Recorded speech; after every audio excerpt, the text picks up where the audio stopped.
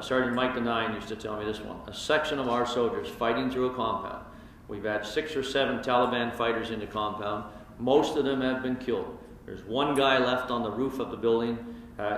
They can't get at him with direct fire. They throw grenades up and he rolls back and forth into the little culverts like the grenade explodes and the explosion goes upward. Too close to call in an airstrike.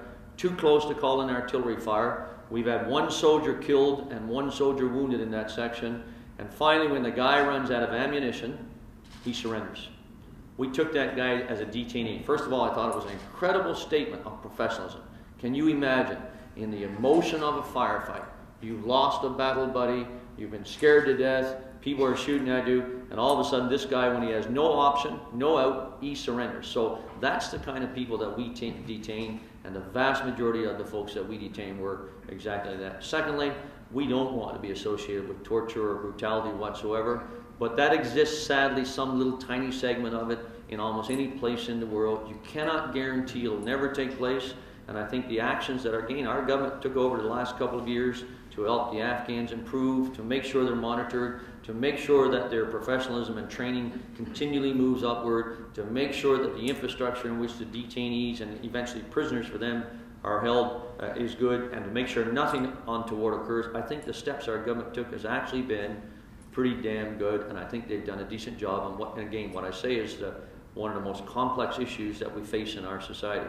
What I will say also is this: a lot of those folks who came in, even though we caught them in the middle of a firefight, if we couldn't give direct evidence to the Afghans, all of a sudden 2 days later we'd see them back out into the battlefield. We had one guy, my Special Forces troopers told me, sir, he said, we detained this guy so many times now, he knows the process better than we do. And so, you know, there was a process that the Afghans were using to say, hey, unless the judge had the evidence brought in front of him to continue to detain him, he was let go. So we actually felt, yeah, there's a risk. No, we don't want torture or anything like that ever to occur. And the government of Canada, I actually think, took some pretty decent steps to make sure that we helped them change the ways they did business in the past so that we could be comfortable working with them. Nothing is perfect, though. There's always a risk, isn't there? Yeah, it was just so people make sure, I'm not sure how much the audience knows the history, but Richard Colvin was an intelligence officer based in Kabul, a senior Canadian diplomat whose job was to collect that kind of information. He was later promoted to a senior post in Washington, so the Canadian government clearly had confidence in him and continued to have confidence in promoting him. So there's a question. Obviously, in the next few weeks, we're going to hear a lot more about his testimony and what he knew firsthand and what he was told. But I think he is certainly someone whose testimony is worth listening to. But let's move on to, or in a way, move back to where your book begins, and that is that breakfast morning, which became sort of the subject of apocryphal discussion in Ottawa. Had you and the Prime Minister down on your hands and knees in 24 Sussex with you sketching the future of the armed forces. And in the book you deal with that, although it's a more modest version. I found it quite disappointing because I like the other version. But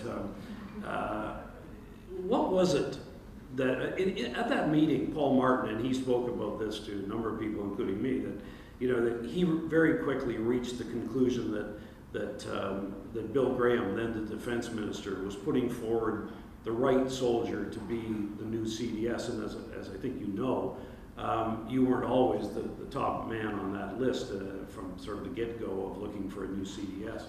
What was it? What was your vision? What was it that you told him that morning? What was your vision for the military? Well, first of all, I'll say I never wanted to be the top man on that list. I got to tell you, I love being a soldier.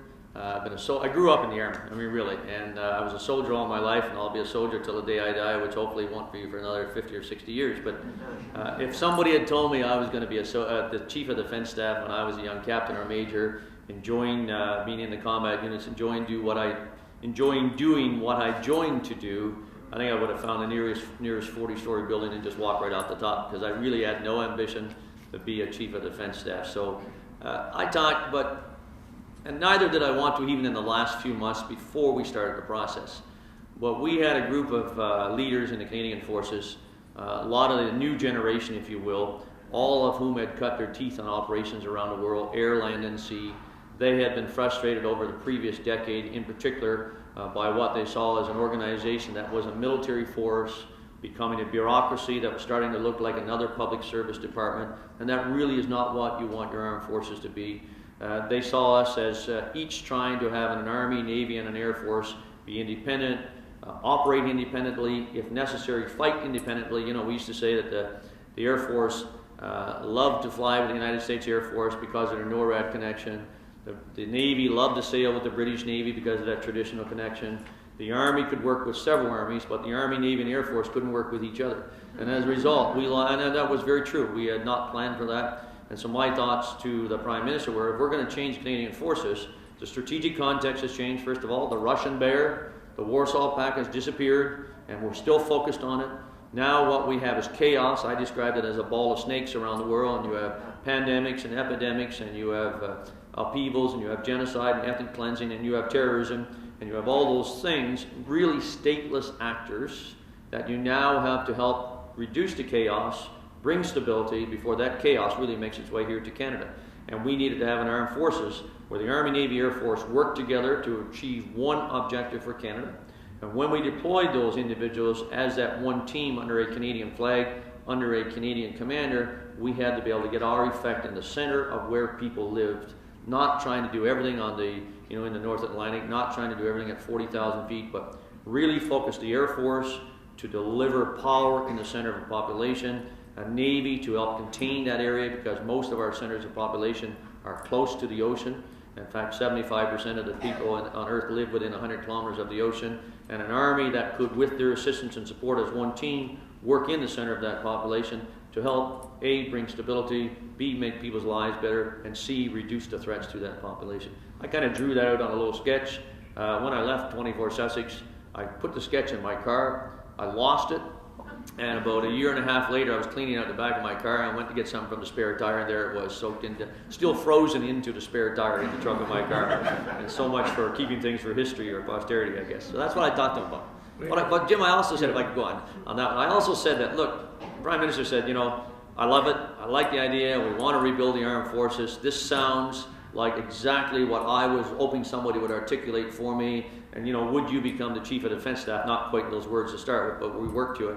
And my point was, Prime Minister, it is pointless to ask me to become Chief of Defence Staff and to change the Canadian forces fundamentally if you're not going to, A, give me the money to go do that, start that change, and B, then support me when people start screaming that we're doing things and breaking those sacred cows and changing things, and then thirdly, not give me political decisions to spend the money that you give us under a policy that we develop to actually buy equipment, buy airplanes, and do the training. And you know what politicians are like, right? He started off by saying, well, next year we don't have any money whatsoever, and the year after we don't have any, and the year after that, I think we have like $10, but year 6 and 7, we got to have a lot of money, and you can get it all in. And I said, Prime Minister, that's just not going to work. If we're going to start this, we have to start it with a bang, and we have to have the support. It's got to be you with your government, and me as part of rebuilding the Canadian forces in the government, and that's in fact led to me saying, yes, I would become Chief of Defence Staff.